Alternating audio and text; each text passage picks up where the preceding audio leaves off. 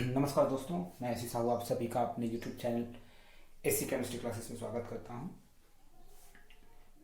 Thermodynamics 11 की chemistry में हम आज बात करने वाले हैं थर्मोडायनेमिक प्रोसेस के बारे में। ठीक है, तो कोई भी ऐसा सिस्टम जो जो अपना स्टेट चेंज करता है या एक स्टेट से दूसरे स्टेट में बदल जाता है या चेंज हो जाता है, उसको हम लोग प्रोसेस कहते हैं। ठीक है, थर्मोडायनेमिक प्रोसेस को क्लासिफाई किया गया है बहुत सारे पार्ट्स में या बहुत सारे टाइप्स में। सबसे पहला जो है वो कहलाता है आपका आइसोथर्मल प्रोसेस। ठीक है, आइसोथर्मल प्रोसेस। ठीक है, ध्यान से सुनेंगे ये क्या है। ये दो चीजों से मिलकर बना है। आइसो मतलब इक्वल, ठीक है, और थर्मल मतलब हीट। ठीक है, आइसोथर्मल प्रोसेस मतलब एक ऐसा प्रोसेस जिसका हर एक पार्ट, ठीक है, जिस सिस्टम में हर जगह टेम्परेचर इक्वल हो, सिस्टम में भी और सराउंडिंग में भी। ठीक है, एक ऐसा पर्टिकुलर सिस्टम जिसके अंदर और बाहर, अंदर मतलब सिस्टम में और बाहर मतलब सराउंडिंग में टेम्परेचर इक्वल हो, उसको हम लोग आइसोथर्मल प्रोसेस कहते हैं। और ऐसे प्रोसेस में क्या होता है, किसी भी टाइम पे सिस्टम और सराउंडिंग दोनों का टेम्परेचर ना तो इंक्रीज होता है और ना ही डिक्रीज होता है। तो इस प्रोसीजर को हम लोग आइसोथर्मल प्रोसीजर कहते हैं। मतलब डेल टी जो होगा, चेंज इन टेम्परेचर, वो जीरो हो जाएगा। ठीक है, अब एक्चुअल में इसमें क्या होता है, जब किसी प्रोसेस में रिएक्शन होता है तो दो तरीके का रिएक्शन हो सकता है। ठीक है, या तो एक्सोथर्मिक रिएक्शन होगा या एंडोथर्मिक रिएक्शन होगा। एक्सोथर्मिक रिएक्शन में एनर्जी बाहर रिलीज होती है और एंडोथर्मिक में एनर्जी गेन की जाती है या एब्जॉर्ब की जाती है। तो दोनों कंडीशन में अगर ये एक्सोथर्मिक होगा तो इस सिस्टम का एनर्जी बढ़ जाएगा। ठीक है, तो टेम्परेचर चेंज हो जाएगा। तो जैसे ही एनर्जी रिलीज होती है, एक्सेस एनर्जी को सराउंडिंग को ले देता है। ठीक है, जिससे दोनों के बीच में कोई भी किसी भी तरीके का जो है एनर्जी चेंज नहीं देखा जाता है। ठीक है, इसलिए इसको हम लोग आइसोथर्मल कहते हैं। और बाय द वे, अगर एनर्जी गेन करे या एब्जॉर्ब करे तो उतनी ही एनर्जी जो है सराउंडिंग फिर से कवर अप करते जाता है। ठीक है, जिससे एनर्जी में या टेम्परेचर में कोई भी चेंजेस हमको देखने को नहीं मिलते हैं, और इसको हम लोग आइसोथर्मल प्रोसेस कहते हैं। ठीक है, सेकेंड जो है एडियाबैटिक प्रोसेस होता है। ठीक है, एडियाबैटिक बोलने का मतलब क्या है, एडियाबैटिक प्रोसेस,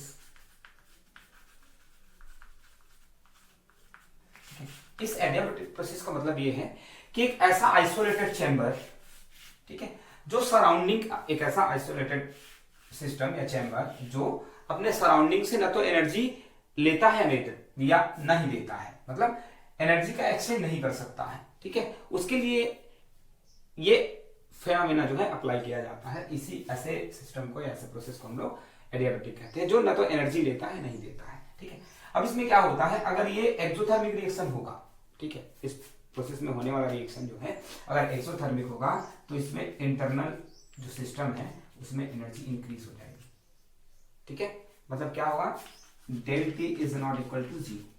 ठीक है, डेल टी जो है टेम्परेचर में होने वाला जो चेंज है वो जीरो नहीं होगा। ठीक है, अब दूसरा भी कंडीशन हो सकता है, या तो ये एंडोथर्मिक रिएक्शन हो, तो एंडोथर्मिक रिएक्शन है तो यहाँ जो अंदर में एनर्जी है वो एब्जॉर्ब हो जा रही है। क्योंकि ये बाहर सराउंडिंग से एनर्जी नहीं ले पा रहा है, तो उस कंडीशन में एनर्जी सिस्टम के भीतर या तो इंक्रीज होगी या डिक्रीज होगी, और दोनों ही कंडीशन में डेल टी जो है जीरो नहीं होगा। तो इस तरीके के प्रोसेस को हम लोग एडियाबैटिक कहते हैं, जिसमें टेम्परेचर कांस्टेंट नहीं होता है। ठीक है, नेक्स्ट जो है आइसोबारिक प्रोसेस, थर्ड जो है आइसोबारिक प्रोसेस। अब नाम से क्लियर होना चाहिए, आइसो मतलब इक्वल और बारिक, बार इट मींस प्रेशर। ठीक है, आइसोबारिक प्रोसेस एक ऐसा पर्टिकुलर सिस्टम जिसके हर एक पार्ट में, ठीक है, हर एक पार्ट में ऐसा सिस्टम जिसके हर एक पार्ट, हर एक जगह इक्वल प्रेशर हो। ठीक है, प्रेशर में बिल्कुल भी चेंजेस नहीं आते हो, हर जगह का प्रेशर इक्वल हो, तब उसको हम लोग बोलते हैं आइसोबारिक प्रोसेस। ठीक है, मतलब इसमें जो डेल पी है, प्रेशर में होने वाला जो चेंज है वो जीरो हो जाए, तो ये कहलाएगा आपका आइसोबैरिक प्रोसेस। ठीक है, फिर से रिपीट कर रहा हूँ, ध्यान से सुनेंगे। आइसोथर्मल प्रोसेस में क्या है, आइसो मतलब इक्वल, थर्मल मतलब हीट, ऐसा प्रोसेस जिसमें सराउंडिंग में और सिस्टम में दोनों के बीच टेम्परेचर का बिल्कुल भी वेरिएशन ना हो, बराबर टेम्परेचर हो, या ऐसा बोल सकते हैं कि जिसका टेम्परेचर कांस्टेंट हो, उसको हम लोग आइसोथर्मल प्रोसेस कहते हैं। एडियाबैटिक प्रोसेस एक ऐसा प्रोसेस जिसमें ना तो एनर्जी ली जाती है नहीं ली जाती है, एनर्जी का एक्सचेंज बिल्कुल नहीं होता है। इससे क्या होता है, एनर्जी में जो टेम्परेचर है, हीट है, उसमें चेंज आते हैं और ये del T it is not equal to zero हो जाता है। ठीक है, या तो एनर्जी कम होगी या एनर्जी ज्यादा हो जाएगी। थर्ड जो है आपका आइसोबैरिक प्रोसेस है। आइसोबैरिक प्रोसेस का मतलब ऐसा प्रोसेस जिसमें सिस्टम के हर एक पॉइंट पे प्रेशर जो है इक्वल होता है, तो उसको हम लोग आइसोबैरिक प्रोसेस कहते हैं। Del P is not equal to del P is equal to zero, मतलब प्रेशर में होने वाला जो चेंज है वो जीरो है, मतलब प्रेशर कहीं भी चेंज नहीं होगा। ठीक है, fourth one is isochoric process. Isochoric process, ठीक है, आइसो मतलब इक्वल, कोरिक, कोरिक जो है वॉल्यूम के लिए यूज किया जाता है। ठीक है, तो एक ऐसा सिस्टम जिसके हर एक पॉइंट पे, हर एक जगह पर वॉल्यूम फिक्स हो, या वॉल्यूम जो है एक सर्टेन वॉल्यूम हो जो चेंज ना होता हो, तो उसको हम लोग बोलते हैं आइसोकोरिक प्रोसेस। ठीक है, मतलब एक ऐसा सिस्टम जिसके लिए del V equal to not zero, sorry del V is equal to zero हो। ठीक है, तब उसको हम लोग बोलेंगे आइसोकोरिक प्रोसेस। मतलब किसी भी पॉइंट पे अगर हम आगे देखें, किसी भी पॉइंट पे उसका वॉल्यूम चेक किया जाए तो वो आपको इक्वल मिले, तब ये कहलाएगा आपका आइसोकोरिक प्रोसेस। ठीक है, next one is cyclic, cyclic process और साइकिल। ठीक है, एक ऐसा प्रोसेस जिसका इनिशियल और फाइनल, एक ऐसा सिस्टम जिसका इनिशियल और फाइनल पॉइंट एक ही हो, उस प्रोसेस को हम लोग साइक्लिक प्रोसेस कहते हैं। फॉर एग्जांपल देखिए, यहां से स्टार्ट हुआ आपका ए, फिर बी, सी, ठीक है, बी, सी, डी, ई और फिर ए। ठीक है, तो इस तरीके का, तो इनिशियल पॉइंट भी वही है और फाइनल पॉइंट भी वही है। तो इस तरीके का जो सिस्टम होता है या इस तरीके का जो प्रोसेस होता है, उसको हम लोग साइक्लिक प्रोसेस कहते हैं। ठीक है, अब इसमें दो चीजें जीरो होती हैं, internal energy change del U is equal to zero and enthalpy change del H is equal to also zero. ठीक है, अब एंथैल्पी क्या होता है, इंटरनल एनर्जी क्या होता है, सब आप लोग जानते हैं।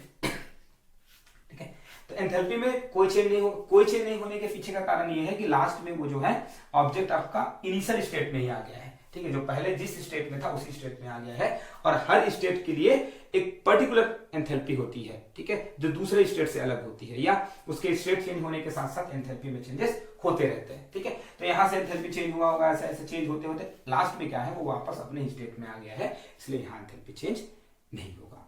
ठीक है, जो इनिशियल एंथैल्पी था वही फाइनल एंथैल्पी होगा, इसलिए del H is equal to zero हो जाएगा। ठीक, अब दो चीजें याद रखिए, आइसोथर्मल और एडियाबैटिक प्रोसेस में क्या है, आइसोथर्मल प्रोसेस में टेम्परेचर कांस्टेंट होता है। ठीक है, कांस्टेंट इसलिए होता है क्योंकि टेम्परेचर का एक्सचेंज होता है सिस्टम और सराउंडिंग के बीच में। ठीक है, और एडियाबैटिक प्रोसेस में क्या होता है, टेम्परेचर कांस्टेंट नहीं होता है क्योंकि एनर्जी का एक्सचेंज नहीं होता है आपके सिस्टम और सराउंडिंग के बीच में। ठीक है, अब आते हैं रिवर्सिबल एंड इरिवर्सिबल प्रोसेस। ठीक है, प्रोसेस को फर्दर क्लासिफाई किया गया है उसकी एक्टिविटी के बेसिस पे, रिवर्सिबल। ठीक है, रिवर्सिबल प्रोसेस का मतलब क्या होता है, एक ऐसा प्रोसेस जो कंटिन्यूअस चलते रहता है और जो दोनों डायरेक्शन में कंप्लीट होता है। ठीक है, उसको हम लोग रिवर्सिबल कहते हैं। ठीक, अब इसको डिफाइन कैसे कर सकते हैं, जब किसी पर्टिकुलर प्रोसेस को हम छोटे छोटे पैकेट्स में तोड़ दें, ठीक है, तो उसका हर एक पैकेट जो है इक्विलिब्रियम स्टेट में हो। ठीक है, मतलब एक ही रेट ऑफ रिएक्शन से वो आगे बढ़ता हो, तब उसको हम लोग रिवर्सिबल प्रोसेस कहते हैं। ठीक है, क्या कहेंगे, रिवर्सिबल प्रोसेस। या सिंपल ऐसा समझ सकते हैं, जो कंटिन्यूअस एक ही रेट से, ठीक है, मतलब ये सपोज करिए ए से बी ये टोटल रिएक्शन है। ठीक है, और हमने इसको डिसोसिएट कर दिया है यहां से। ठीक है, A1, A2, A3 A4 B, ठीक है। इस तरीके से ए और बी एक रिएक्शन को हमने छोटे छोटे 5 पैकेट्स में तोड़ा है, ठीक है। तो क्या है, सबका रेट ऑफ रिएक्शन इक्वल होना चाहिए या वो हमेशा जो है इक्विलिब्रियम स्टेट में होना चाहिए, तब उसको हम लोग रिवर्सिबल प्रोसेस कहते हैं, ठीक है। और जो इस तरीके का ना हो, ठीक है, मतलब जिसके छोटे छोटे पैकेट्स बनाने से या जिसको छोटे छोटे फ्रैक्शंस में तोड़ने पे वो इक्विलिब्रियम स्टेट में ना हो, then it is called as irreversible reaction, ठीक है। अब याद रखिए, दुनिया में जितने भी रिएक्शंस होते हैं, हमारे नेचर में या कहीं भी जितने भी रिएक्शंस होते हैं वो इरिवर्सिबल टाइप के होते हैं, मतलब वो एक ही डायरेक्शन में कंप्लीट होता है, दूसरे डायरेक्शन में वो कभी भी वापस नहीं जाता है, ठीक। तो याद रखिएगा, रिवर्सिबल रिएक्शन एक थ्योरी है, ओनली थ्योरी, उससे ज्यादा कुछ नहीं है, ठीक है। और उसको अगर प्रैक्टिकली साबित करना पड़े तो हम रिवर्सिबल रिएक्शन साबित ही नहीं कर पाएंगे, क्योंकि जितने भी रिएक्शंस होते हैं वो इरिवर्सिबल होते हैं, ठीक है, एक ही डायरेक्शन में चलते हैं, ठीक है। अब नेक्स्ट बात है आपका एक्सोथर्मिक एंड एंडोथर्मिक प्रोसेस, ठीक है। अब दो चीजें आपको समझनी पड़ेंगी, एक्सोथर्मिक, ठीक है। एक्सो का मतलब होता है बाहर, आउटसाइड, ठीक है, और थर्मिक मतलब हीट, ठीक है। तो एक्सोथर्मिक रिएक्शन का मतलब है एक ऐसा रिएक्शन जिसमें हीट बाहर निकल जाती है, ठीक है। और एंडोथर्मिक का मतलब क्या है, ठीक है, एंडो इट मींस इनसाइड, ठीक है, आउटसाइड इनसाइड। तो एंडोथर्मिक रिएक्शन ऐसा रिएक्शन जिसमें एनर्जी एब्सॉर्ब होती है, और एक्सोथर्मिक रिएक्शन में एनर्जी क्या होती है, रिमूव होती है। तो एनर्जी रिमूव या एब्सॉर्ब क्यों होती है, ठीक है, उसका कारण समझिए कि हर एक केमिकल कंपाउंड का अपना ही एक स्टोर्ड एनर्जी होता है या केमिकल एनर्जी होता है, जिसको हम लोग एंथैल्पी कहते हैं, ठीक है। और हर एक स्टेट का अपना एक फिक्स एनर्जी होता है जो दूसरे स्टेट से डिफरेंट होता है, ठीक है। इसको हम लोग एच कहते हैं, एंथैल्पी, ठीक है। तो जब कोई भी ऑब्जेक्ट जो है एक स्टेट से दूसरे स्टेट में चेंज होता है, ठीक है, तो उसकी एंथैल्पी में भी चेंज होता है। सपोज करें H1 और H2, ठीक है। तो एंथैल्पी में होने वाला जो चेंज है वो डेल H कहलाता है। Del H is equal to final enthalpy minus initial enthalpy, इस तरीके से लिखते हैं, ठीक है। तो इस एंथैल्पी में चेंज होने के कारण ही, ठीक है, एनर्जी में भी चेंज होता है, और एनर्जी या तो सिस्टम गेन करता है या रिमूव करता है, ठीक है। ध्यान से सुनेंगे कि क्यों हो रहा है ऐसा, कि एंथैल्पी में चेंज होने के कारण ही एनर्जी या तो एब्सॉर्ब की जाती है या तो फिर इमिट की जाती है, बाहर की जाती है, ठीक है, रिमूव की जाती है। अब सपोज करते हैं एक रिएक्शन है आपका A प्लस बी और प्रोडक्ट बना रहा है C प्लस डी, ठीक है। तो अब देखिए, A की एंथैल्पी है H1, B की H2, H3 और H4, ठीक है, ये एंथैल्पी मान के चलिए, या आप H1 H भी ऐसा भी मान सकते हैं, कोई आपत्ति नहीं है इसमें, ठीक है। तो इसके लिए 3 सिनेरियो बनता है। क्या बनता है आपका, H1 plus H2 is equal to H3 plus H4, ये हो सकता है एक फर्स्ट, ठीक है। सेकेंड ये हो सकता है आपका H1 plus H2 is greater than H3 plus H4, ठीक है।